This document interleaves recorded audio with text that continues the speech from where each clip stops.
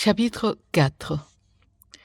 Mais l'Esprit dit expressément que, dans les derniers temps, quelques-uns abandonneront la foi, pour s'attacher à des esprits séducteurs et à des doctrines de démons, par l'hypocrisie des faux docteurs portant la marque de la flétrissure dans leur propre conscience. Ils prescrivent de ne pas se marier et de s'abstenir d'aliments que Dieu a créés pour qu'ils soient pris avec action de grâce par ceux qui sont fidèles et qui ont connu la vérité. Car tout ce que Dieu a créé est bon, et rien ne doit être rejeté, pourvu qu'on le prenne avec action de grâce, parce que tout est sanctifié par la parole de Dieu et par la prière. En exposant ces choses aux frères, tu seras un bon ministre de Jésus-Christ, nourri des paroles de la foi et de la bonne doctrine que tu as exactement suivies.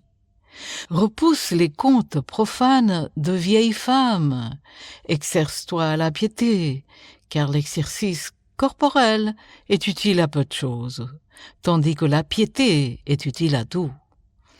Et là, la promesse de la vie présente et de celle qui est à venir. Cela est une parole certaine et entièrement digne d'être reçue. Nous travaillons, en effet, et nous combattons parce que nous mettons notre espérance dans le Dieu vivant, qui est le sauveur de tous les hommes, surtout des croyants. Déclare ces choses et enseigne-les.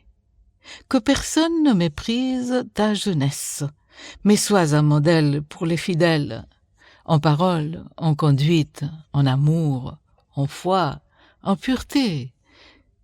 Jusqu'à ce que je vienne, applique-toi à la lecture, à l'exhortation, à l'enseignement.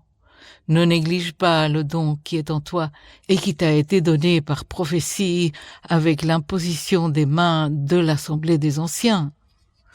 Occupe-toi de ces choses, donne-toi tout entier à elles, afin que tes progrès soient évidents pour tous.